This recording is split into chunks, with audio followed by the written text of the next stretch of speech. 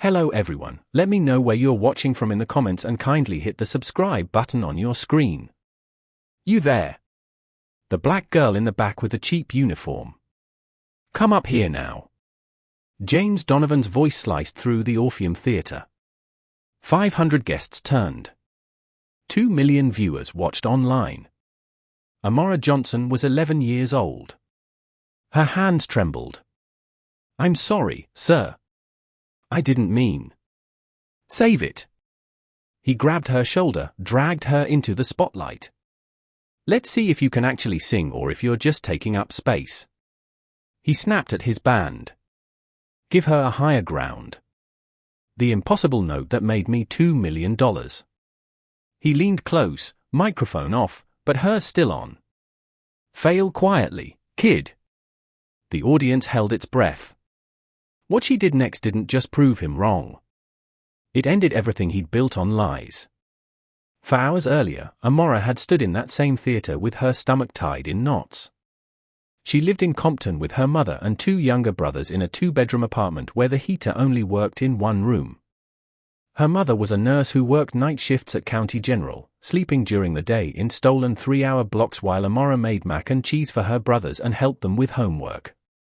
Money was always the question. Can we afford it? Not this month. Maybe next year. Amora had been singing since she was 5, standing in the second row of the New Hope Baptist Church choir every Sunday. By 7, her choir director, Miss Bailey, had pulled her mother aside after service. Your daughter has perfect pitch, Miss Bailey had said. 1 in 10,000 people can identify any note just by hearing it. She hears things the rest of us can't. Her mother had smiled, proud but tired. What do we do with that? Barclay. Juilliard. Professional training. Miss Bailey paused. It costs money we don't have. So Amora sang at church. She sang in the school choir at Jefferson Elementary where the music budget had been cut 3 years running. She sang in her room at night, quietly, teaching herself runs from YouTube videos on her mother's old phone. Her range was unusual, D3 chest voice to G6 whistle register. Those impossibly high notes that sounded like wind chimes. She didn't know this was rare. She just knew it felt right. When the letter came saying Jefferson Elementary had been selected for James Donovan's charity gala, the whole school erupted. 20 choir students would perform as background vocals. Real stage. Television. Amora's mother bought her a new white blouse from the discount store, tags still attached until that morning in case they needed to return it. James Donovan was famous for these galas, one every year in a different city, raising money for underprivileged schools, posing for photos with kids who looked like they needed saving. The press called him generous. His brand was built on being the voice of a generation. For platinum albums, 2 Grammys, endorsement deals with Pepsi and Nike. And at the center was that signature note, the whistle register C6 at the end of higher ground that no one else could hit. Except during sound check that afternoon, Amora had heard something that didn't make sense.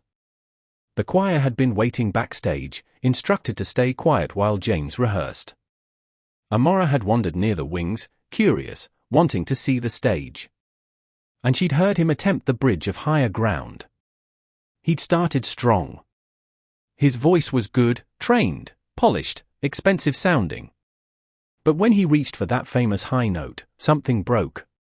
His voice cracked around A5, 2 full steps below where it should have been.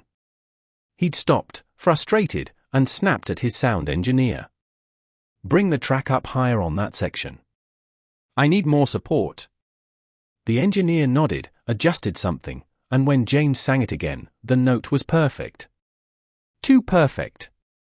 It didn't sound like it was coming from his throat. It sounded like it was coming from the speakers.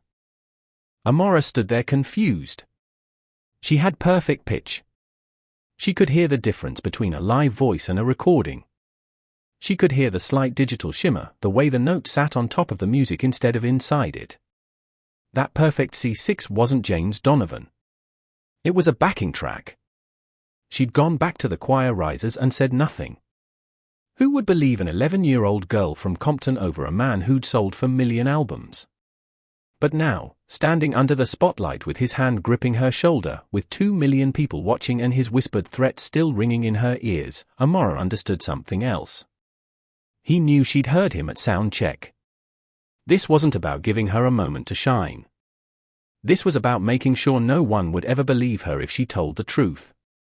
The band started playing. The opening chords of Higher Ground filled the theater. Amara's mouth went dry.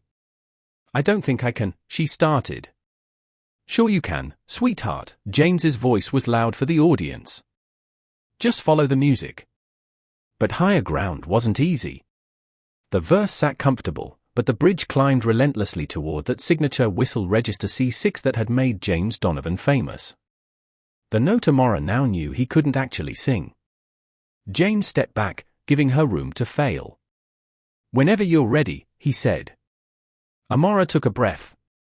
Her grandmother's voice echoed from that morning, "Baby, if someone tries to make you small, you stand tall." She opened her mouth to sing, but stopped. "Mr. Donovan." Her voice was small but carried through the microphone.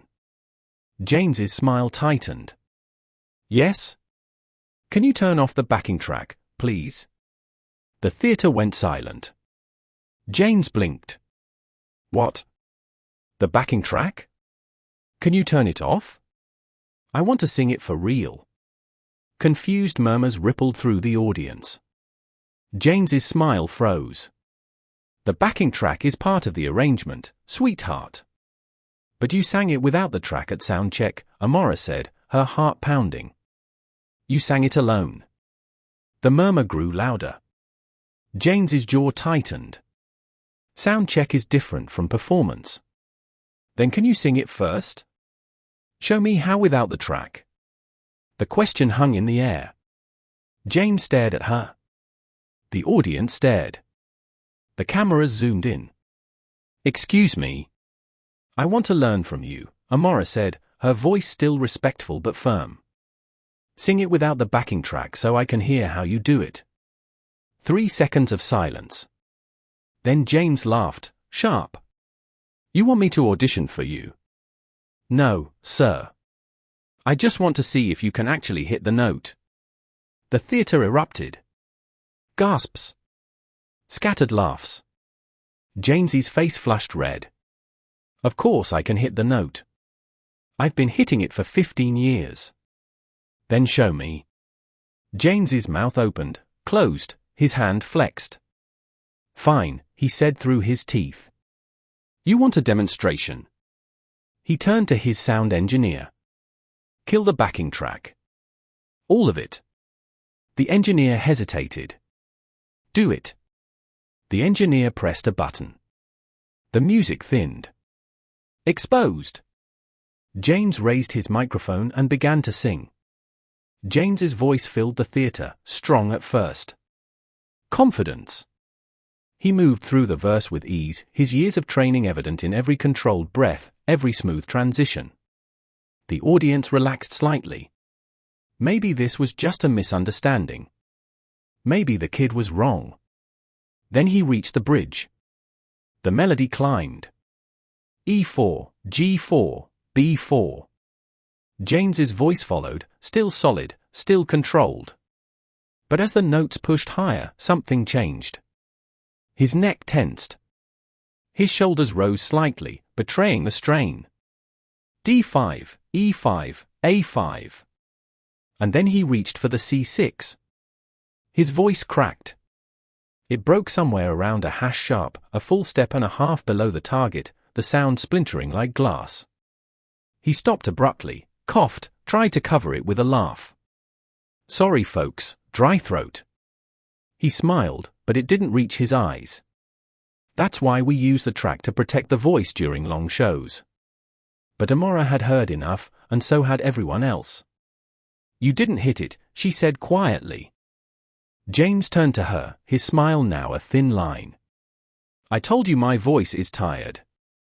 But on your album, you hit that note 27 times, Amara said. Her voice was growing stronger now, fueled by something she didn't fully understand yet. "I counted." And in every live video online, you hit it perfectly every single time. The audience shifted. Phones came out. People started looking at each other. What are you trying to say? James's voice had an edge now, the smooth veneer cracking. I have perfect pitch, Amora said. I can hear frequencies. The note on your album, it's 1046.5 Hz. That's C6. But what you just sang was 932 Hz. That's a #5. Someone in the audience whispered, is she right? James's face reddened. Listen, little girl. And the voice on the album, Amora continued, her words tumbling out now, unstoppable. It doesn't sound like you. It's a woman's voice. I looked up your album credits. It says D'Italio Rivers. Additional vocals. The theater exploded in whispers. James stepped toward her, no longer smiling. You need to stop talking right now. Why? Amora asked. And for the first time since she'd been dragged onto that stage, she felt something other than fear. Because I'm telling the truth. Because you're 11 years old and you don't know what you're talking about. I know what I heard at sound check. I know what I'm hearing now. Amora looked out at the audience, at the cameras, at the 2 million people watching. That note isn't yours. You've been lip-syncing it for 15 years. James's hand shot out and grabbed her arm. Not hard enough to hurt, but hard enough to control. We're done here. But before he could pull her off stage, a voice came from the wings. Actually, she's right. Everyone turned. A man stepped into the light. James's sound engineer, the one who'd been running the board all night. His face was pale but determined. I've been your engineer for 5 years, James. Every single show, I've played that backing track. You've never sung that note live. Not once. The theater went completely silent. James's grip on Amora's arm loosened. He stared at his engineer like the man had just driven a knife into his back. You're fired, James whispered. I know, the engineer said. But she's 11 years old, and she's braver than I've been for 5 years. The silence in the theater was absolute. 500 people held their breath. 2 million watched online. James Donovan stood frozen. His sound engineer had just destroyed him in front of the world. This is ridiculous, James said, his voice shaking. You're going to believe some kid over me? I have 2 Grammys. I've sold for million albums. Then prove her wrong, someone shouted from the audience. Sing the note. James's face went from red to white. I just did. No, you didn't. You cracked. We all heard it. The crowd was turning. James looked at Amora standing there in her discount store blouse, and something ugly twisted in his face. Fine, he said. You think you're so smart? You sing it right now. No preparation, no warm-up, no second chances. Amora's hands trembled. This was the moment where she either proved herself or became exactly what James said she was. Ms. Bailey's voice carried from the choir section. You can do this, baby. Sing like you do at church. Amora closed her eyes, took a breath, felt the air fill her lungs, felt her diaphragm expand, felt every lesson she'd learned in that small Baptist church settle into her bones. She opened her eyes and nodded to the band. They started again, the intro to Higher Ground for the second time that night, but everything was different now. Amora began to sing. Her voice started soft, almost tentative. The first verse was low, comfortable, well within her range. She focused on the words, on the story the song was telling. Some people in the audience exchanged glances. She was good, sure, but nothing special yet. Then she reached the pre-chorus. Her voice opened up, gaining power without losing control. There was something raw and honest in her tone that hadn't been there in James's polished performance. She wasn't performing. She was testifying. The verse climbed higher. D5. E5. F5. Her voice followed effortlessly, each note pure and clear. No strain visible. James shifted his weight. His jaw tightened. The bridge approached. This was where he'd failed. Amora didn't hesitate. She shifted registers smoothly, moving from chest voice to head voice without a break. G5, A5, B5. The audience sat up straighter. And then she reached for the C6. It came out clean. No crack, no strain, no trick. Just a pure, sustained whistle register note that rang through the theater like a bell. She held it for 4 seconds, and the sound was crystalline. Perfect. Impossible. Someone in the front row gasped, but Amora wasn't done. She took the note higher.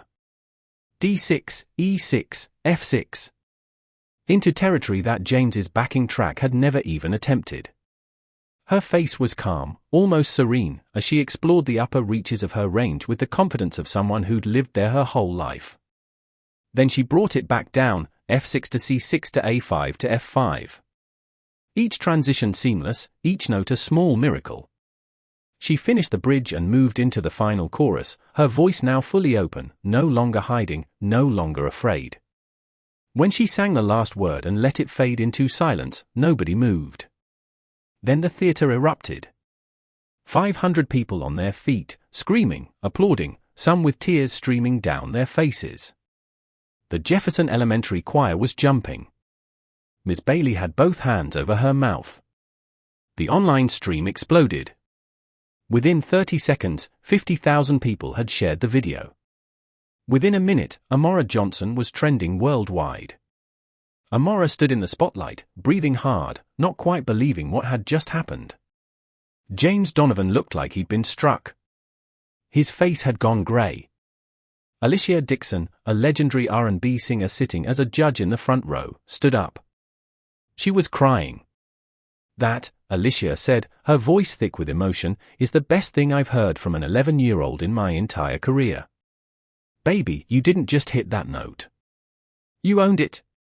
The applause grew louder. Leon Patterson, another judge, a black music producer who'd worked with Beyoncé and Kendrick Lamar, was shaking his head. I need to say something. He stood up. I've been in this industry for 30 years, and what we just witnessed was an 11-year-old child singing a note that the man who made it famous can't actually hit. The audience went quiet, the weight of his words settling over them. Leon turned to the crowd. That album track, I mixed it. I was there. And Amora's right. That's not James's voice. That's Talia Rivers. She's a session singer in Atlanta. She was paid $2,000 and asked to sign an NDA. She never got proper credit. James tried to speak, but no sound came out. I stayed quiet because that's what you do in this industry, Leon continued. You protect the star. You protect the money. But I'm done protecting lies, especially when an 11-year-old has more courage than I've had in 3 decades. The theater exploded. Journalists typing furiously, audience members shouting questions, cameras abandoning fixed positions. James finally found his voice. This is insane. You're going to destroy my career over a backing track? Everyone uses them. But they don't claim they're singing live, Alicia shot back. They don't sell tickets to live performances and then lip sync. That's fraud, James. I didn't, James sputtered, looking around for support. But his band members were looking away. His manager was on his phone, probably calling lawyers. James turned to Amora, and for a moment, she saw something in his eyes that made her step back. Rage, yes, but also fear. You're going to regret this, he said quietly, just loud enough for her microphone to catch. You and your little school and your nobody teacher. I will make sure you never work in this industry. Do you understand me? Never. The threat hung in the air, caught by every camera. Miss Bailey started to rise from her seat, but Amora spoke first. I'm 11 years old, she said, her voice steady. I don't work in the industry. I just sing because I love it. And you can't take that away from me. She paused, then added, but maybe someone should take it away from you. The theater went silent. Then someone started a slow clap, then another. Within seconds, 500 people were applauding, not for James Donovan, but for a child who'd refused to lie. James looked around at the cameras, at the ruins of everything he'd built. Then he walked off stage. The moment his foot hit the wings, the theater erupted again. People were on their phones. The live stream chat was moving too fast to read. Someone shouted, "Check Twitter. He's already trending. Not Amara Johnson anymore. James Donovan exposed. James Donovan fraud. James Donovan over." Within 5 minutes, his Wikipedia page had been edited. Within 10, major music blogs were posting articles with headlines like "Famous Singer Exposed by 11-year-old." Within 15, 3 of his sponsors had issued statements saying they were reviewing their relationship with him. Amara stood on that stage surrounded by chaos she'd created simply by telling the truth, and felt something she'd never felt before. Not pride exactly, not triumph, just the quiet certainty that she'd done the right thing. Even though she had no idea what would come next. The chaos lasted 20 minutes before security cleared the theater. Amara sat backstage in a folding chair, Ms. Bailey's arm around her shoulders, watching adults argue in urgent whispers. Event organizers, James's management team, people in expensive suits talking into phones. Nobody was talking to her. Her mother had called 3 times from the hospital.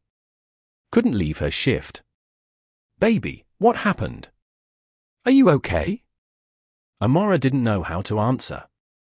What had happened was that she destroyed a famous man's career in 3 minutes. Whether she was okay was unclear. And yes, she wanted her mother, but County General was 40 minutes away, and her mother couldn't afford to lose this shift. "I'm fine, Mama. Ms. Bailey is here." That had been an hour ago. Now it was nearly midnight. The other choir kids had gone home. The theater was empty except for crew breaking down equipment. Amara was still sitting in that folding chair, waiting. That's when James's lawyer arrived. He was a white man in his 50s, wearing a suit that probably cost more than Amara's mother made in 6 months. He carried a leather briefcase and had a smile that didn't reach his eyes. "Miss Johnson," he said, pulling up a chair. "I'm Robert Willis. I represent Mr. Donovan." Ms. Bailey's arm tightened. "She's 11 years old. If you want to talk to her, her mother needs to be present." "Of course. I'm not here to interrogate anyone. I'm here to resolve this unfortunate misunderstanding." "There's no misunderstanding," Ms. Bailey said. "Your client can't sing the notes he's famous for. That's fraud." Willis's smile didn't waver. "The music industry is complex. Artists use vocal support, backing tracks, studio enhancement. It's standard. What happened tonight was a young girl making serious accusations without understanding the professional context." "I understand that he lied," Amara said quietly. Willis turned to her. "No, sweetheart. You misunderstood. And unfortunately, that's caused Mr. Donovan significant harm. His sponsors are threatening to pull out. His tour dates are in jeopardy. Millions of dollars in damages." The word damages hung like a threat. "Are you threatening to sue an 11-year-old? Ms. Bailey's voice was ice. "Not at all. We are hoping to avoid legal action, which is why I'm here with a solution." He opened his briefcase, pulled out a document. "If Amara signs this, we can all move forward." Ms. Bailey took the paper. Her face grew darker with each line. "This says she made false accusations, that she apologizes, that she was seeking attention." "It's a mutual agreement," Willis said. "In exchange, Mr. Donovan will not pursue legal action. And as goodwill, he'll personally fund a music scholarship for Amara. $50,000. Full ride to any program she wants." Amara's breath caught. $50,000. That was Barclay. That was Juilliard. That was everything she'd dreamed of. And if she doesn't sign? Ms. Bailey asked. Willis's smile faded. Then Mr. Donovan will pursue defamation charges against Amora, against Jefferson Elementary, against you, Ms. Bailey, for failing to supervise. He paused. The school district has been notified that Mr. Donovan's donation, $500,000 for your music program, is now in jeopardy. Ms. Bailey's hand trembled on Amora's shoulder. So, let me be clear, Willis continued. Sign this, accept the scholarship, everyone moves on. Or refuse, and watch your school lose funding while your family drowns in legal fees they can't afford. He looked at Amora. What happens next is up to you. Amora stared at the document, at the words that would call her a liar, at the signature line that would erase everything. She thought about her mother working double shifts, about her brothers who needed shoes, about the kids at Jefferson Elementary who'd lose music because of her. She thought about the truth. No, she said. Willis blinked. Excuse me. I'm not signing that. I didn't lie. He did. And I'm not going to say I lied just because he's rich and I'm not. Young lady, I don't think you understand the consequences. I understand you're trying to scare me. Amora stood up. Even at less than 5 feet tall, even with shaking hands, she looked him in the eye. Sue me if you want, but I'm not signing that paper. Willis's face hardened. Then we'll see you in court. He gathered his briefcase. At the door, he turned back. By tomorrow morning, there will be stories about you, about your family. Private things. Painful things. And when it gets bad, and it will, remember you chose this. And then he was gone. Miss Bailey pulled Amora close. Baby, are you sure? That scholarship. I don't want his money, Amora whispered.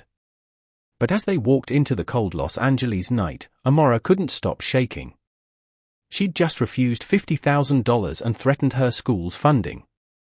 She'd made an enemy of one of the most powerful men in music. And she had no idea if telling the truth had been worth what it was about to cost. Amora woke up to her phone buzzing like angry bees. 6 o'clock in the morning. 3 hours of sleep. Her mother sat at their tiny kitchen table with her laptop open, face pale. Baby, don't go online today.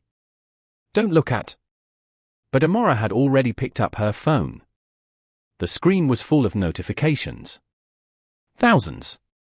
She opened Twitter. The first thing she saw was a photo of their apartment building, the peeling paint visible, the broken security gate, trash bins overflowing. The caption, "This is where Amora Johnson lives." While she accuses James Donovan of fraud, she's clearly desperate for a way out of poverty. Her hands went numb. The next post was her mother's work schedule, somehow obtained. Her mother barely makes $30,000 a year. Of course the daughter is looking for a payday. Then photos from school yearbooks. Someone had circled the free lunch stamp on her tray. Government assistance her whole life. This was never about the truth. It's about money. The comments were brutal. Ungrateful kid. She should be thanking James. This is what happens when you give these people opportunities. These people. Her phone buzzed with texts from unknown numbers. Threats. Slurs. Ms. Bailey called. Don't come to school. The principal wants to meet.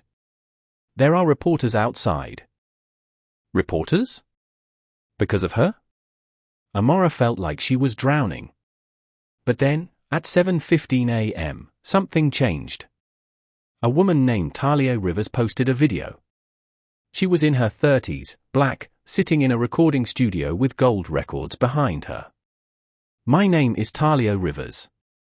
I'm a session singer, and I'm the voice James Donovan has been selling as his own for 15 years. Amora's mother grabbed her hand. That little girl told the truth last night. I sang the whistle register notes on Higher Ground and for other songs. I was paid $2,000 per song and asked to sign an NDA. Talia held up a document. This is my contract. This is proof. And I'm done staying silent while a child gets attacked for exposing what I was too afraid to expose. The video had been posted 8 minutes ago. Already 50,000 views. Within an hour, 2 million. Within 3 hours, 7 more session singers came forward. Each with contracts, each with recordings, each confirming what Amora had said. By noon, the narrative had flipped. James Donovan Exposed was trending with proof, not speculation. Amora sat on her worn couch, watching the internet tear apart the man who'd tried to destroy her. She wasn't alone anymore. James Donovan wasn't going down quietly. By that afternoon, his legal team had filed a $10 million defamation lawsuit, not just against Amora, against Talia Rivers, against Leon Patterson, the producer who'd spoken up at the gala, against Jefferson Elementary School for allowing a minor to make false public accusations. $10 million. Amora's mother stared at the legal document that had been hand-delivered to their apartment at 3 p.m. Her hand shook so badly she could barely hold the paper. "We don't have money for a lawyer," she whispered. "We don't have money for anything." The lawsuit was strategic, designed not to win, but to terrify. James's team knew that even if they lost, the legal fees alone would bankrupt everyone involved. It was a weapon, and they were wielding it with precision. But the counterattack went deeper than lawsuits. By 4 p.m., gossip sites were running coordinated stories. Sources close to the Johnson family claimed that Amora's mother had pushed her daughter to confront James, that the whole thing had been planned to extort money. One article included quotes from former neighbors, saying the family was known for playing victim and looking for handouts. None of it was true. All of it was published. By 5 p.m., Amora School was under siege. Not just reporters now, but angry James Donovan fans, teenagers and adults standing outside Jefferson Elementary with signs. "Liars. Frauds. Leave James alone." The principal called an emergency meeting. Amora and her mother sat across from him in his office, and he looked like he'd aged 10 years overnight. "I'm sorry," he said, "but the school board is considering suspending Amora pending investigation." "Investigation of what?" Amora's mother demanded. She told the truth. "You saw the video. Everyone saw it. The board is concerned about the attention, the threats. We've had to increase security. Parents are calling, worried about their children's safety." He rubbed his face. "And James Donovan's lawyers are threatening to sue the district for negligence. They're saying we failed to supervise Amora. That we allowed her to defame their client on school time." "She wasn't on school time," Ms. Bailey interjected from the corner where she'd been standing. "She was at an evening event." "It was a school-sanctioned event," the principal said. "The choir was there representing Jefferson Elementary, which means legally we're liable." Amora felt her chest tighten. "So I'm being suspended because I told the truth." "You're being suspended because the school can't afford to fight a lawsuit from James Donovan's legal team." The principal's voice was heavy with regret, but the words still landed like stones. "I'm sorry, Amora. I truly am. But the board meets tomorrow, and I don't think I can protect you." They left the school through a back entrance to avoid the cameras. At home, the apartment phone wouldn't stop ringing. Reporters. Threats. Someone claiming to be from Child Protective Services saying they'd received reports that Amora's mother was exploiting her child. It was fake, CPS didn't work like that, but it was effective. Every call was a small knife. Amora's brothers were scared.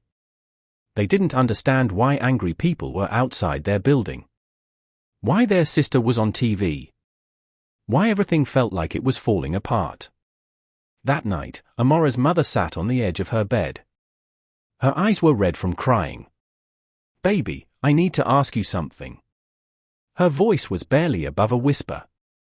"If you could take it back, would you?"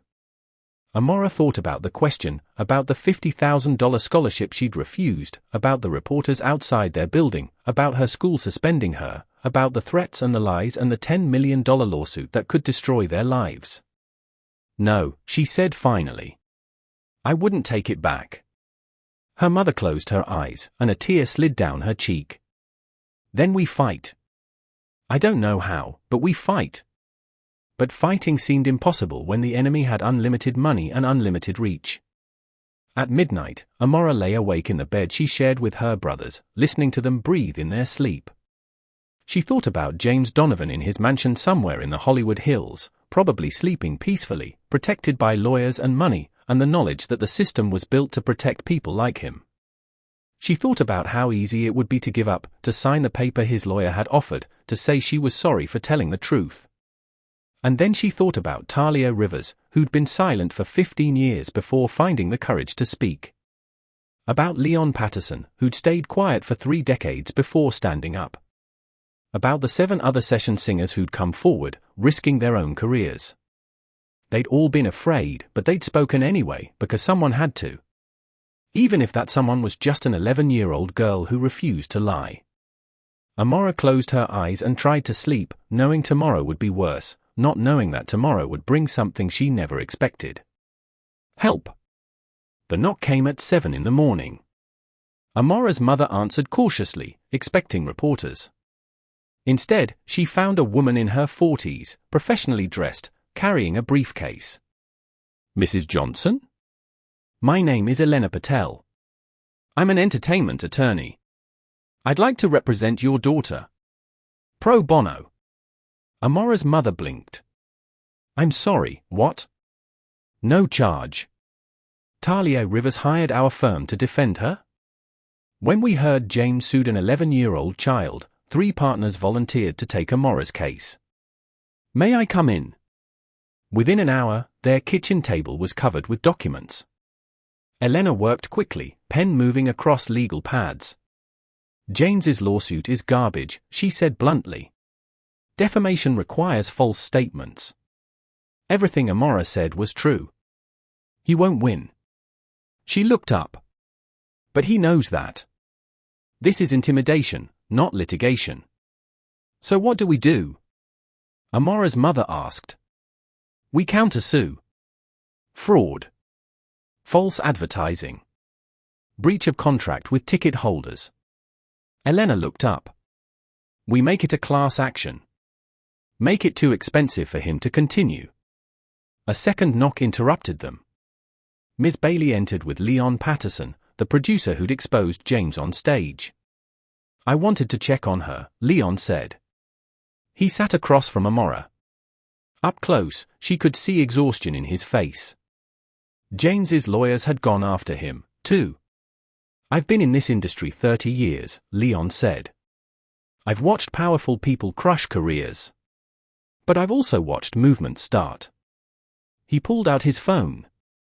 Look at this. I believe Amora was trending, exploding.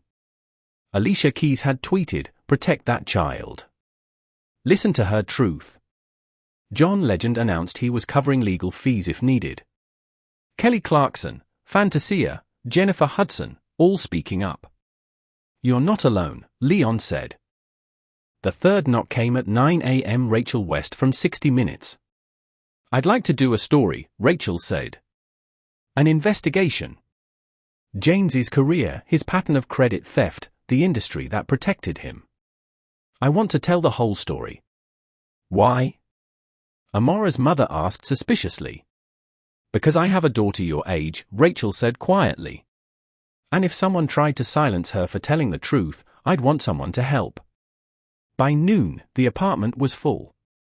Elena's paralegal had arrived with documents. 2 of Talia's industry contacts offered statements. Miss Bailey was coordinating with Jefferson Elementary teachers who wanted to support Amora publicly. Then Talia Rivers herself arrived. She wasn't what Amora expected. In videos, Talia looked polished. In person, she looked tired, human, scared. She sat next to Amora and took her hand. I was 23 when I signed that NDA, Talia said. I needed the money. I needed the credit. And when they buried my name where nobody would see it, I told myself it was fine, just business. She paused. I told myself that lie for 15 years, until I watched an 11-year-old refuse to lie at all. I'm scared, Amora admitted. Me too, Talia said. But we're scared together now. That's different. By evening, the narrative was shifting, not just on social media, but in major outlets. The New York Times, session singer speaks out, the hidden voices behind pop music. Rolling Stone was preparing an exposé on James's entire catalog. Billboard was investigating how many other artists had similar arrangements. The story had grown beyond Amora. It was about people whose work was stolen, whose talent was used and discarded, whose names were erased so others could shine. Jefferson Elementary's principal called. The school board had voted. Amora wasn't being suspended. Instead, they were declining James's donation and issuing a public statement supporting Amora's right to speak truth. We don't want money from someone who attacks children. That night, a GoFundMe appeared. Not from Amora's family, from parents at Jefferson Elementary, from community members, from strangers who'd seen the videos. The goal was $50,000 to replace James's donation. It raised $300,000 in 6 hours. Amora sat on her couch watching donations scroll past, reading messages from people she'd never met. Teachers. Musicians. Parents. Kids her age who said she'd inspired them. Her mother read from her phone, voice thick, I'm a session musician in Nashville. I've had my work stolen for 20 years. Watching Amora gave me courage to demand proper credit. Thank you, brave girl. Leon had been right. This was bigger than one lawsuit, one career, one scared child. This was a movement. And Amora Johnson, 11 years old, 4 feet 7 inches tall, was at its center, not because she'd wanted attention or money or fame, but because she'd done the simplest, hardest thing in the world. She'd refused to lie. The courtroom was smaller than Amora had imagined. Los Angeles Superior Court, Department 23, with wood-paneled walls and fluorescent lights that hummed. 30 people filled the gallery, reporters mostly, and supporters who'd lined up at dawn. James Donovan sat at the plaintiff's table with 5 lawyers in expensive suits. He wore a navy blazer and an expression of wounded dignity.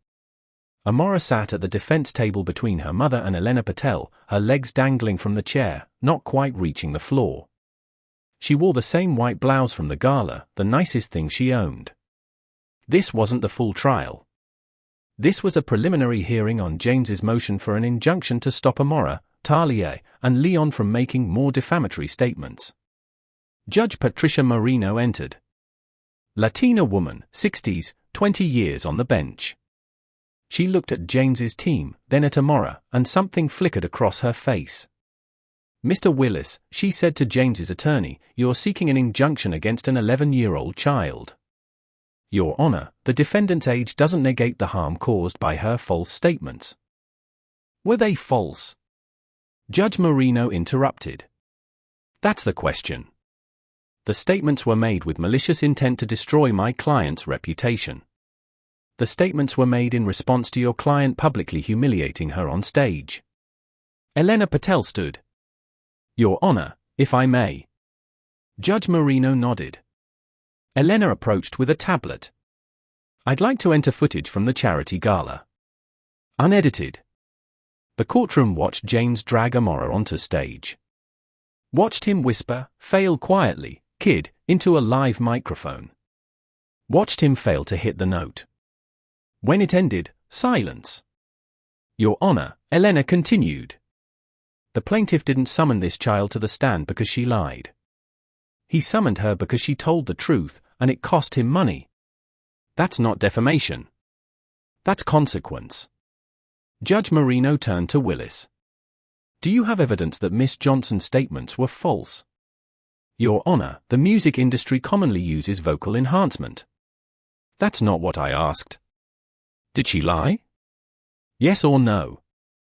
Willis shifted. The characterization of my client's use of standard practices as fraud is defamatory. Yes or no, counselor? Silence stretched. We believe the context was misleading, Willis finally said. So, no. Judge Marino made a note. Ms. Patel, do you have evidence supporting Miss Johnson's claims? Yes. I'd like to call Talia Rivers. Talia took the stand, was sworn in. Elena walked her through testimony, the contracts, the NDAs, the recordings proving her voice was on James's albums, the emails explicitly instructing her never to claim credit. Miss Rivers, Elena asked, when you heard Amora Johnson say James Donovan couldn't sing those notes, what did you think? I thought, finally. Someone said it out loud. And was she correct? Yes, completely. Elena Saturday. Willis stood for cross-examination, but Judge Marino held up her hand. I've heard enough. She looked at James directly. Mr. Donovan, I'm going to ask you something. You're under oath, even not on the stand. Can you, right now, in this courtroom, sing the note in question? James's face went pale. Your Honor, I don't see how that's relevant. It's extremely relevant. You're asking this court to silence people who say you can't hit a note. Prove them wrong. Sing it. The courtroom held its breath. James looked at his lawyers, at the judge, at Amora. My voice isn't warmed up. I can't just perform on demand. You performed on demand for 15 years, Judge Marino said.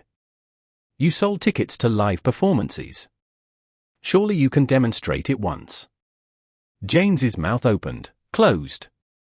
No sound came out. That's what I thought. Judge Marino picked up her gavel. The motion for injunction is denied. Furthermore, I'm sanctioning the plaintiff for bringing a frivolous suit intended to silence truthful speech. Mr. Donovan, you don't get to drag an 11-year-old into court because she embarrassed you. She looked at Amora. Miss Johnson, you're free to continue telling your story. That's called the First Amendment. It protects truth, even when truth is inconvenient. The gavel came down.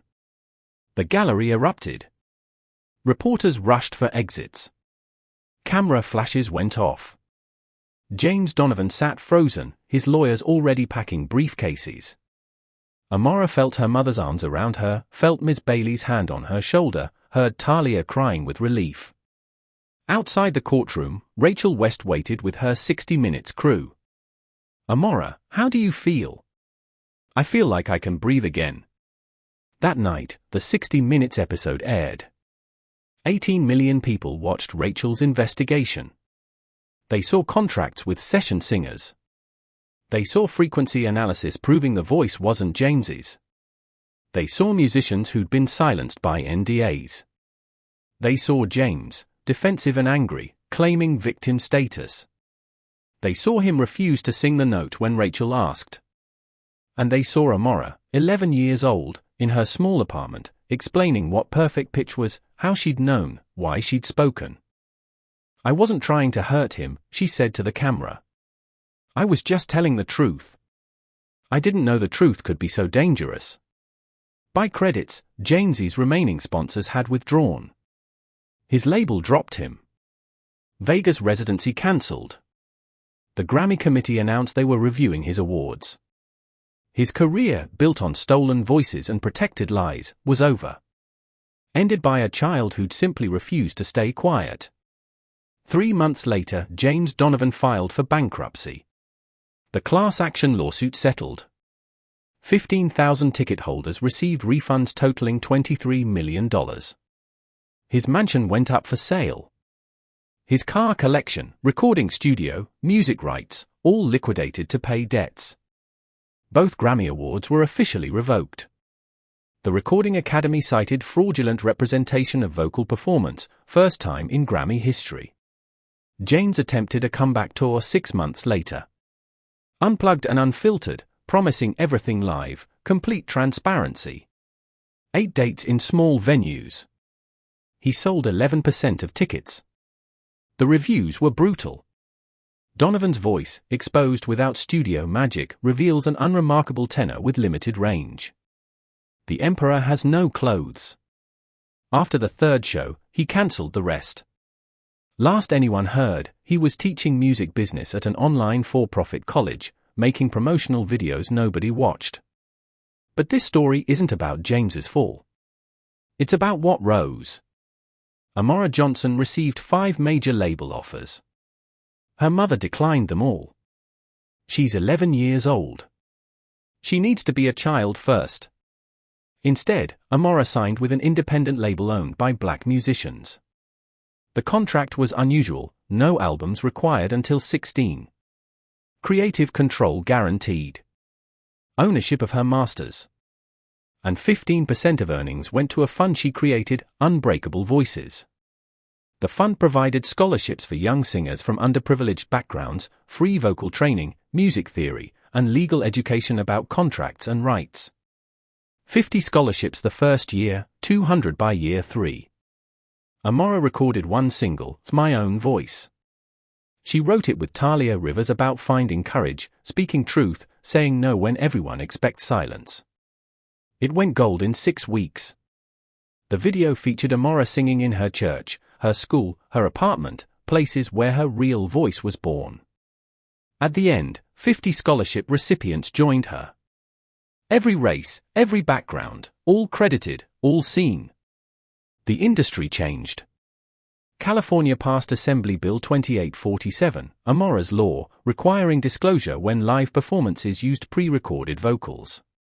Tickets had to state it. Violation was consumer fraud. 12 states adopted similar laws within 18 months. The Recording Academy overhauled credit requirements. All submissions needed detailed documentation of every vocalist. Additional vocals was no longer acceptable. You had to name them. Spotify and Apple Music added credits tabs to every song. Session musicians invisible for decades suddenly had names attached to their work. A session musicians union formed. 2,000 members in the first year. They negotiated minimum standards, proper credit, royalty participation, legal protection. 47 artists voluntarily updated liner notes, acknowledging uncredited session singers. Transparency became the new currency. Talia Rivers' career exploded. She'd been in the shadows 15 years, now magazine covers. She released her own album. She won a Grammy, for real. In her acceptance speech, she thanked Amora. "I was too afraid to speak for 15 years. This 11-year-old showed me what courage looks like. This award belongs to both of us." Leon Patterson started a production company dedicated to properly crediting new talent. "I'm done protecting frauds. I'm protecting the truth now." Jefferson Elementary's music program became the best funded in the district. $800,000 from GoFundMe. 2 new teachers, instruments for everyone, scholarships named after Ms. Bailey. Ms. Bailey received offers from prestigious schools. She turned them down. "My kids are here. I'm staying." 1 year after the gala, Amora performed at the Grammy Awards. 12 now. Still in regular school. Still sharing a bedroom. Still singing in church. She stood on that stage in a simple dress. No elaborate production, just her voice and piano played by Talia. She sang My Own Voice. When she hit the final note, a sustained C6 that rang clear through the Staples Center, 18,000 people rose to their feet. Not because it was impossible, but because it was honest. Remember that moment when James Donovan pointed at a small black girl in a cheap uniform and dragged her onto a stage, expecting her to crumble? When he whispered, "Fail quietly," into a live microphone, thinking nobody would care. He thought he was teaching her about knowing her place. He didn't know she was about to teach the world about truth. Thank you for following me on this journey. Leave your comments below and kindly subscribe to my channel.